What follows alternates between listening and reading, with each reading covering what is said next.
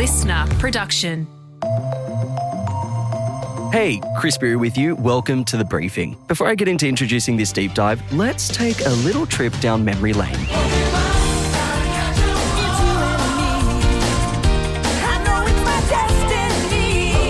A revolutionary smartphone game, Pokémon GO, hasn't even been out a week and already it's a viral phenomenon. Pokémon GO is a game targeted at kids, sending them on a virtual reality treasure hunt. One day after this app launched, it already had more users than Tinder.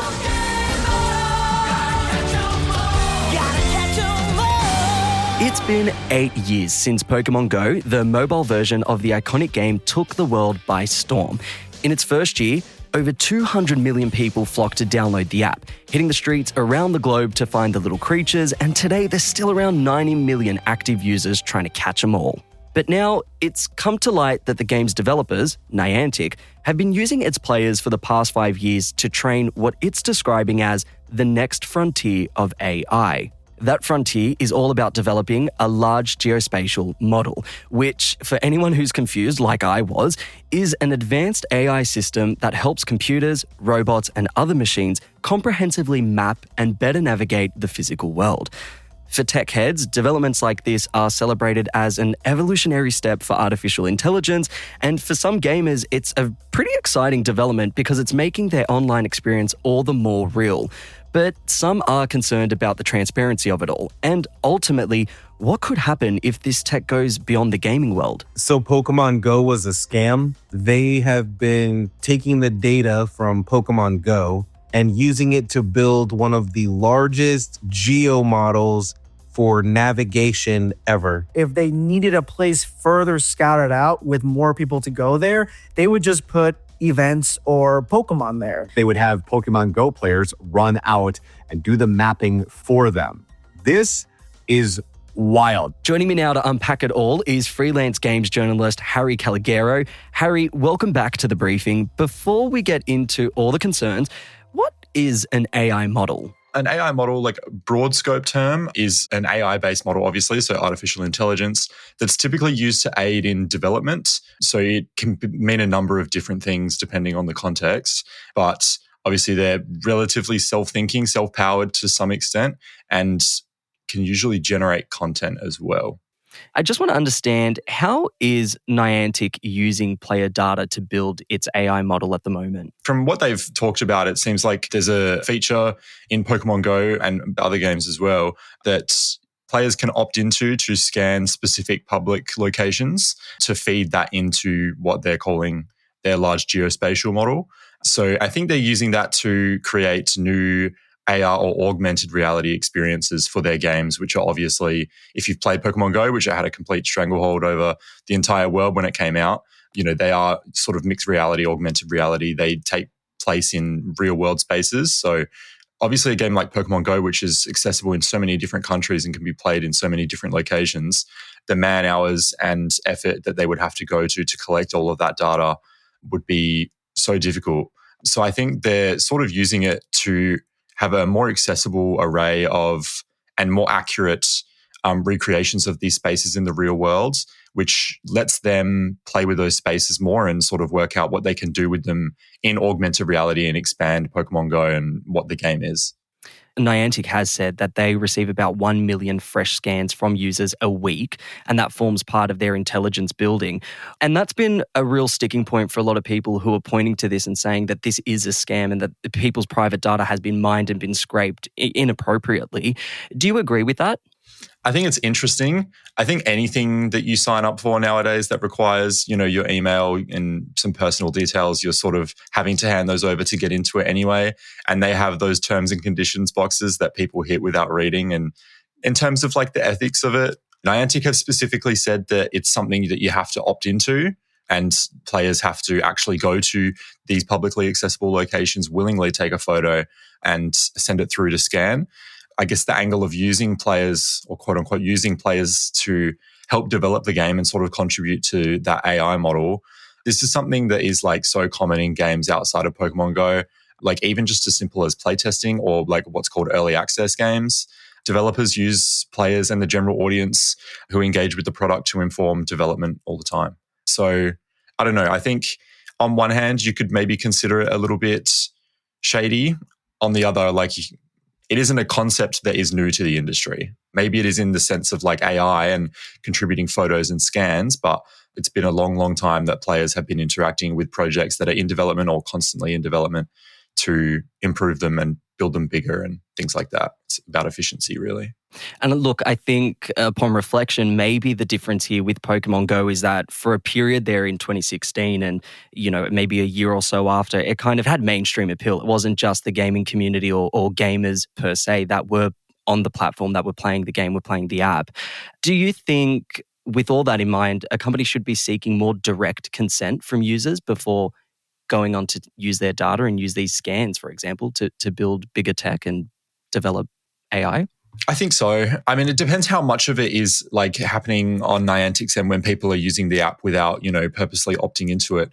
And this is where I think it's maybe a little bit of a gray area, is that now that players know it's a thing, even though they've disclosed that it's something that's completely optional and players have to visit specifically publicly accessible locations and click to scan, like how much of that is true, how much of it is still being sort of scraped, I guess.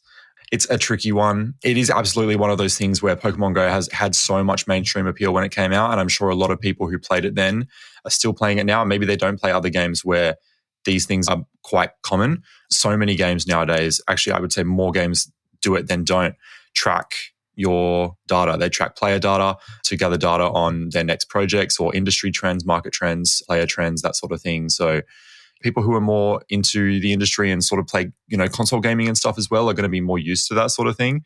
But for people who aren't and, they just sort of maybe dabble in mobile gaming here and there and have invested in Pokemon Go however many last few years, it's quite a shock to have found out in the way that you have. And I think when it isn't disclosed more directly, it can definitely come across a bit more shady and ill-intentioned. It's something that we touch on a lot in the show. Is it's kind of fascinating to see how foregoing your privacy is just becoming a bit of a fact of life, living, digitally in the way that we do. Yeah, I think it's everywhere. If you're online on anything like Facebook, Instagram, X, Blue Sky, whatever, all of these things require your personal data to some degree.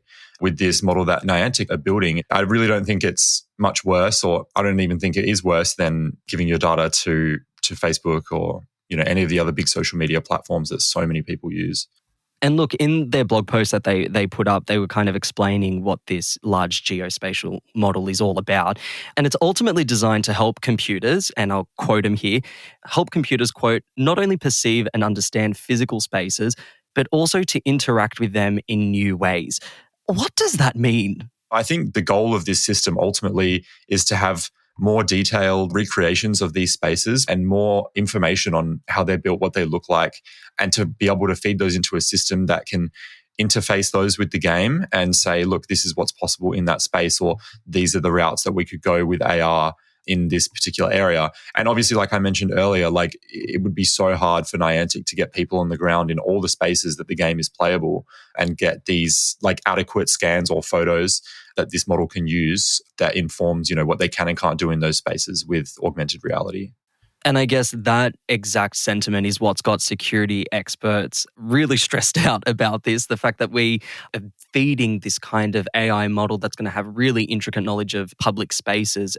I mean, in this way, it's public spaces, but down the track, it appears that there's going to be more scope for that to become a bit more intimate, and the knowledge of more private spaces, isn't a far-fetched idea. How real do you think some of the concerns are around misuse, namely by militaries or, other people who might want this information and want this, geospatial mapping of the world? I think, to be honest, like with something like this, a power like the military or other big companies are going to find ways to get their hands on this stuff anyway. It's probably already being done by other companies outside of Niantic. I mean, people have VR headsets that will, map out their households, their rooms, their dining rooms, kitchens, etc. They map out these spaces to be able to draw like play spaces or, augmented reality areas that you can do things. And I'm sure that, that data is also being collected by Meta. If you have like a MetaQuest 3 and they have a database for it. And yeah, it is valid to have real concern over that for sure.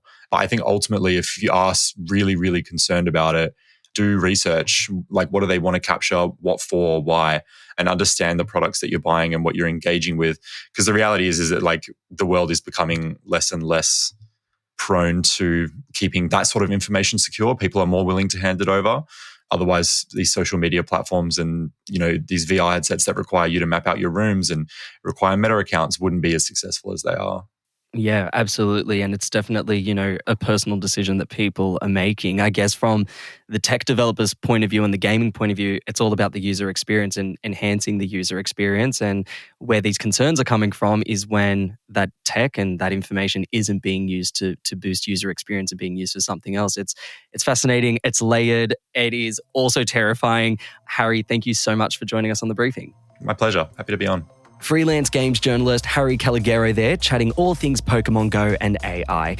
That is it for this episode of The Briefing. We would love it if you could share this ep with someone who you think might enjoy it, maybe a buddy who was obsessed with the game back in 2016, or someone who's still driving around trying to find a Pikachu on the street.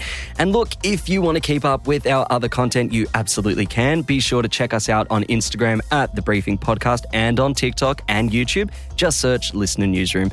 And we will be back in your feed tomorrow at 6 a.m. for Headlines with Sash.